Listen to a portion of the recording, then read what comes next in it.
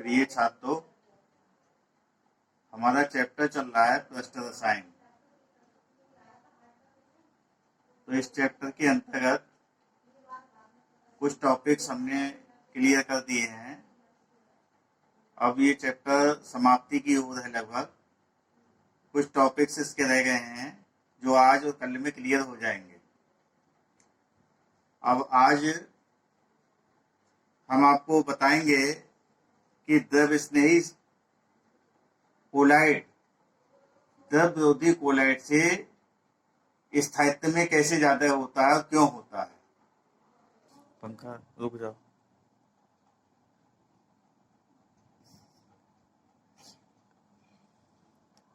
द्रव स्नेही तथा द्रव विरोधी सॉल का स्थायित्व। पूर्व में भी आपने पढ़ा था कि द्रव स्नेही कोलाइडी विलयन द्रव विरोधी कोलाइडी विलयन की तुलना में अधिक स्थायी होते हैं।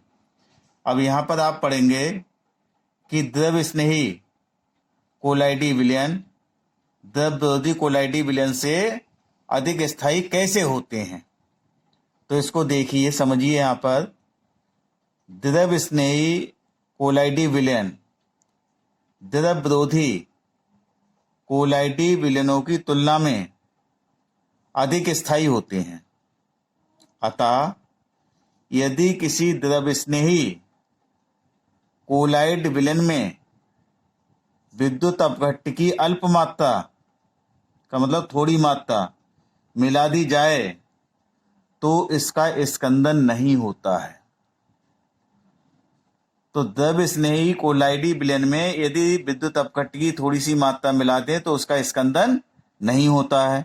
लेकिन अगर द्रव विरोधी कोलाइडी विलयन में विद्युत अपघट्ट की थोड़ी सी मात्रा मिला दी जाए तो उसका स्कंदन तुरंत हो जाता है। तो ऐसा क्यों होता है, देखिए। यदि द्रव विरोधी कोलाइडी विलयन में द्रव स्नेही कोलाइडी विलयन की थोड़ी मात्रा मिला दी जाए तो द्रव विरोधी कोलाइडी विलयन का स्थायित्व बढ़ जाता है। यदि द्रव विरोधी कोलाइडी विलयन में द्रव स्नेही कोलाइडी विलयन की थोड़ी सी मात्रा मिला दी जाए तो द्रव विरोधी कोलाइडी विलयन का स्थायित्व भी बढ़ जाता है। ऐसा क्यों होता है? इसका कारण यह है कि द्रव स्नेही कोलाइड के कण द्रव विरोधी कोलाइड के कण के चारों ओर एक अधिशोषित परत बना लेते हैं, जिससे द्रव विरोधी कोलाइड भी द्रव स्नेही कोलाइड की तरह आचरण करने लगता है, अर्थात विद्युत अपघट्ट के प्रति स्थायित्व प्राप्त कर लेता है।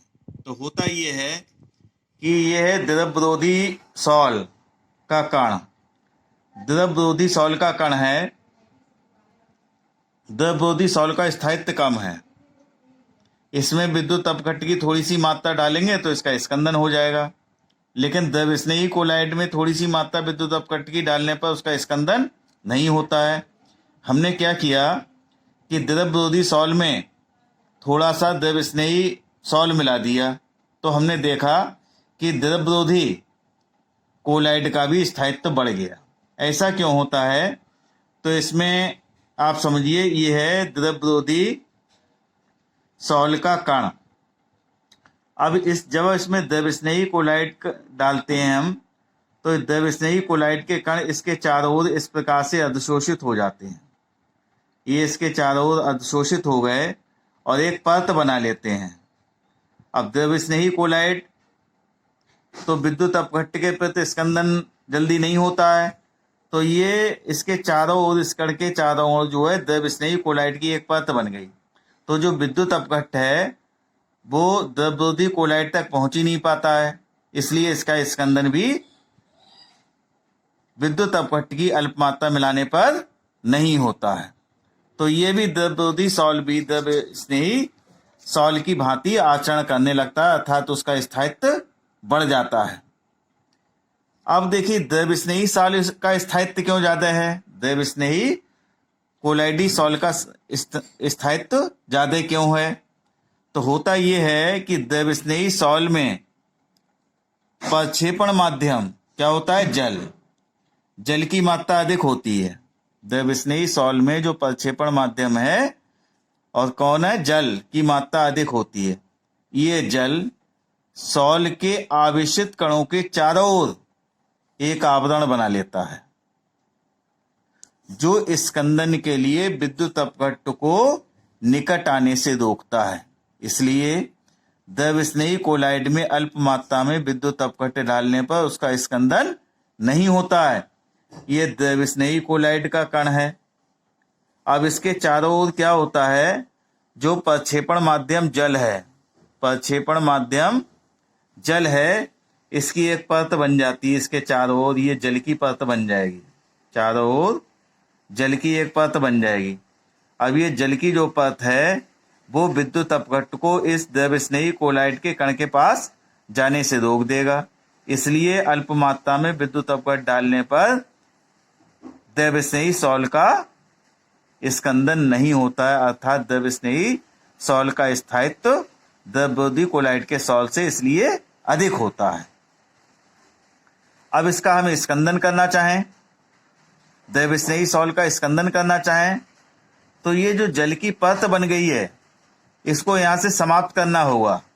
अर्थात हम इसमें कोई निर्जली कारक डाल दें जिससे ये जल अधिशोषित हो जाएगा, समाप्त हो जाएगा, जल का आवरण यहाँ से हट जाएगा और विद्युत अपघट्ट डालने पर यह द्रव स्नेही सॉल का भी स्कंदन हो जाएगा। इसी को हमने यहाँ लिखा भी है, जल का आवरण समाप्त हो जाने पर यदि इसमें थोड़ा सा विद्युत अपघट्ट डाल दिया जाए तो द्रव स्नेही कोलाइडी कणों का अवक्षेपण आसानी से हो जाता है। इसको फिर मैं रिपीट कर रहा हूं क्योंकि थोड़ा सा टफ है, तो इसको समझिए। तो द्रव स्नेही कोलाइडी सॉल अधिक स्थायी होते हैं। तो अधिक स्थायी इसलिए होते हैं क्योंकि जो द्रव स्नेही कोलाइडी सॉल का जो कण है उसके चारों ओर जो प्रक्षेपण माध्यम जल है उसकी एक परत बन जाती है। इसकी ये परत बन जाती है। जब हम विद्युत अपघट्ट इसमें डालते हैं तो ये जल की परत इस द्रव स्नेही कोलाइडी कण के पास इसे आने से रोक देता है। इसलिए ये जो है द्रव स्नेही कोलाइड में अल्प मात्रा में विद्युत अपघट्ट डालने पर इसका स्कंदन नहीं होता है। अब अगर हम इसका स्कंदन करना चाहें तो ये जल की परत यहाँ से हटानी होगी, अर्थात कोई निर्जली कारक डालेंगे, वो जल को अवशोषित कर लेगा। जब जल अवशोषित कर लेगा तब जो है इसमें अल्प मात्रा में विद्युत अपघट्ट डालने पर इसका स्कंदन हो जाएगा। अब दूसरी बात ये थी कि यदि हम द्रव स्नेही सॉल को द्रवरोधी सॉल में डाल दें तो द्रवरोधी सॉल का स्थायित्व भी बढ़ जाता है। तो इसका कारण ये है कि जो द्रवरोधी सॉल का जो कण है, जब इसमें हम द्रव स्नेही सॉल डालते हैं तो द्रव स्नेही सॉल के कण इसके चारों ओर अधिशोषित हो जाते हैं इस प्रकार से, और एक परत बना लेते हैं, जिससे जब हम इसमें विद्युत अपघट्ट डालते हैं तो विद्युत अपघट्ट हमारा जो है ये द्रव स्नेही सॉल तक आ पाता है, द्रवरोधी सॉल तक नहीं पहुंच पाता है।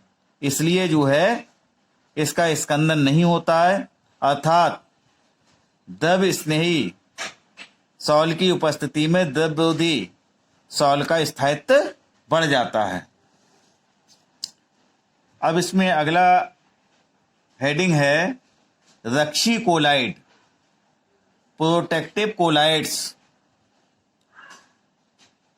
ऊपर जो पढ़ा उससे संबंधित है।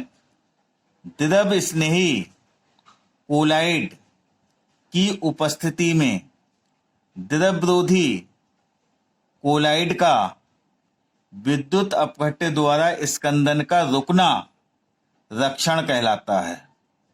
ये जो प्रक्रिया है कि यदि हम द्रव स्नेही कोलाइड की उपस्थिति में द्रव विरोधी कोलाइड में विद्युत अपघट्य डालते हैं तो द्रव विरोधी कोलाइड का स्कंदन रुक जाता है। ये पूरी प्रक्रिया क्या कहलाती है? रक्षण कहलाता है। तथा द्रव स्नेही कोलाइड को रक्षी कोलाइड कहते हैं, क्योंकि द्रव स्नेही कोलाइड ने द्रव विरोधी कोलाइड की रक्षा की। कैसे? स्कंदन होने से उसे बचाया। जो विद्युत अपघट्य द्वारा उसका स्कंदन हो जाता, उसकी उसने रक्षा की, इसलिए द्रव स्नेही कोलाइड को रक्षी कोलाइड कहते हैं। इसको एग्जाम्पल द्वारा समझिए। गोल्ड सॉल द्रव विरोधी कोलाइडी विलेन है। गोल्ड सॉल यानी गोल्ड का जो जल में विलेन बनेगा वो द्रव विरोधी कोलाइडी विलेन है। पीछे आपने बनाना भी इसका सीखा था, कैसे बनाएंगे गोल्ड सॉल को। यदि इसमें विद्युत अपघट्य NaCl मिलाने से पूर्व द्रव स्नेही कोलाइड जिलेटिन की अल्प मात्रा मिला दी जाए तो विद्युत अपघट्य द्वारा गोल्ड सॉल का स्कंदन पूर्णतया रुक जाता है।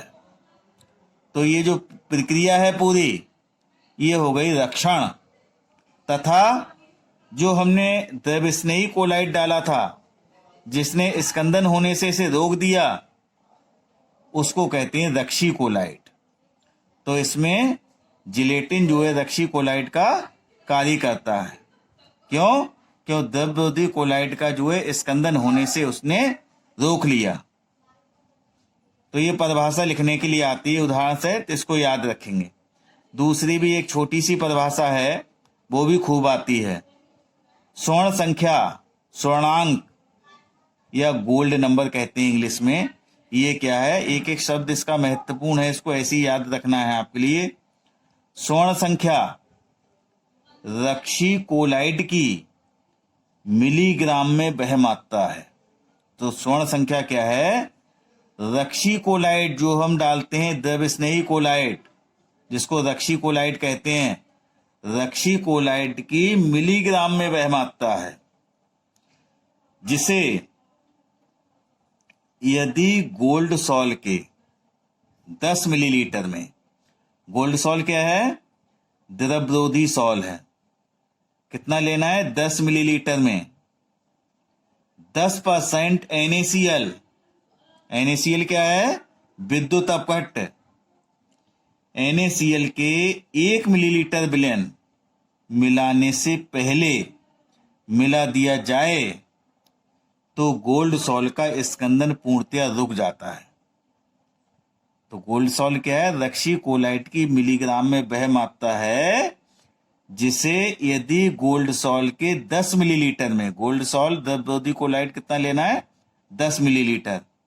इस 10 मिलीलीटर में विद्युत अपघट्य 10% NaCl का 1 मिलीलीटर मिलेन बनाने से पहले मिला दिया जाए तो गोल्ड सॉल का स्कंदन पूर्णतया रुक जाता है। तो ये इसकी डेफिनेशन हो गई। इसे वर्ड बाई वर्ड ऐसे याद करना है, कोई शब्द एक भी इसमें जो है अतिरिक्त नहीं है। किसी रक्षी कोलाइड की स्वर्ण संख्या जितनी कम होती है उसकी रक्षण क्षमता उतनी ही अधिक होती है। जैसे अगर कोई आपको बीमारी हो गई और उस बीमारी में कोई 10 गोली तुम्हें दे खाने के लिए, इसमें 10 गोली खाइए, एक गोली से ही काम हो जाए तुम्हारा, तो एक गोली वाले की क्षमता ज्यादा होगी नहीं। तो इसी प्रकार से इस रक्षी कोलाइड की स्वर्ण संख्या का मतलब मिलीग्राम में मात्रा जो उसके रक्षण को रोके, उसके स्कंदन को रोके, वही तो स्वर्ण संख्या है। तो किसी रक्षी कोलाइड की स्वर्ण संख्या जितनी कम होगी उसकी रक्षण क्षमता उतनी ही अधिक होगी। जिलेटिन की स्वर्ण संख्या सबसे कम तथा स्टार्च की स्वर्ण संख्या सबसे अधिक होती है। तो स्वर्ण संख्या जिलेटिन की सबसे कम है, इसका मतलब है जिलेटिन जो है सबसे अच्छा रक्षी कोलाइड है। स्टार्च की स्वर्ण संख्या सबसे अधिक है, तो स्टार्च जो है सबसे बैड रक्षी कोलाइड का कार्य कर। अब देखिए कोलाइडी विलन का हम शोधन कैसे करेंगे। तो कोलाइडी विलन का शोधन निम्न विधि द्वारा किया जाता है। अपोहन शोधन की विधि है अपोहन। अपोहन के नाम से आप नहीं जानते होंगे, लेकिन डायलिसिस के नाम से जानते हैं। किसी की किडनी खराब हो जाती है तो कहते हैं अस्पताल में डायलिसिस हो रहा है उसका। तो डायलिसिस आखिर क्या है, अपोहन क्या है? किसी चर्मपत्र या जैविक झिल्ली द्वारा क्रिस्टलाभ के कणों या वास्तविक विलयन के कणों को कोलाइडी विलयन से पृथक करने की प्रक्रिया को अपोहन या डायलिसिस कहते हैं। ये इसकी डेफिनेशन है अपोहन की, डायलिसिस की। फिर देखिए, किसी चर्मपत्र या जैविक झिल्ली द्वारा क्रिस्टलाभ के कणों को या वास्तविक विलयन के कणों को कोलाइडी विलयन से पृथक करने की प्रक्रिया को अपोहन या डायलिसिस कहते हैं। कोलाइडी विलयन से अगर जो है क्रिस्टलाभ और वास्तविक विलयन के क्रिस्टल को पृथक करने की जो विधि है जैविक झिल्ली द्वारा, वही डायलिसिस है। इस प्रक्रिया में प्रयुक्त झिल्ली को अपोहक झिल्ली कहते हैं। अपोहक झिल्लियां विद्युत अपघट्यों तथा विलेय अशुद्धियों के लिए पारगम्य होती हैं। अर्थात अपोहक झिल्लियों से विद्युत अपघट्य और विलेय अशुद्धियां तो उसके पार चली जाती हैं, लेकिन कोलाइडी कणों के लिए अपारगम्य होती हैं। अर्थात उसमें से कोलाइडी कण बाहर नहीं निकल पाते हैं। अब देखिए, इस विधि के लिए साधारण अपोहन जो क्रिया होती है वो अत्यंत मंद गति से होती है। इस साधारण अपोहन में क्या करते हैं, हम एक जो है चर्मपत्र ले लेते हैं, उसके अंदर अशुद्ध कोलाइडी विलन भर देते हैं और उसके चारों ओर जो है जल प्रवाहित करते हैं। तो धीरे धीरे उसमें से चर्मपत्र से होके जो अशुद्धियां हैं, वास्तविक विलयन या क्रिस्टलाभ के कण हैं, वो उससे होकर धीरे धीरे बाहर निकलते हैं। इसमें बहुत अधिक समय लगता है, इसलिए साधारण अपोहन का उपयोग नहीं किया जाता है। इसके स्थान पर वैद्युत अपोहन विधि का उपयोग किया जाता है। अब वैद्युत अपोहन कैसे करके होता है?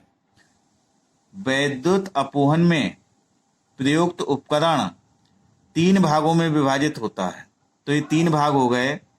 एक भाग ये हो गया, एक भाग ये हो गया, एक भाग ये हो गया। 3 भागों में विभाजित होता है। ये विभाजित होता है। कोलाइडी विलन झिल्लियों के बीच भरा रहता है। ये बीच वाले पार्ट में अशुद्ध कोलाइडी विलन भरा हुआ है और ये जो है अपोहक झिल्लियां हैं, इनके बीच में अशुद्ध कोलाइडी विलन भरा होता है। बाहरी भाग में शुद्ध विलायक जल भरा होता है। ये बाहरी भाग है। इसमें ये जल इधर से नीचे से होके जा रहा है, इसमें जल जा रहा है, जल भरा रहता है इसमें बाहरी भागों में। दोनों इलेक्ट्रोड झिल्लियों को स्पर्श करते रहते हैं। एक इलेक्ट्रोड इधर लगाते हैं, एक इलेक्ट्रोड ये लगाते हैं। तो ये जो है इसके बीच में हमने या चित्र में अगर कम गैप दिखाते तो यहाँ समझ में नहीं आता। ये जो है जो इलेक्ट्रोड है वो झिल्ली को स्पर्श करता रहता है,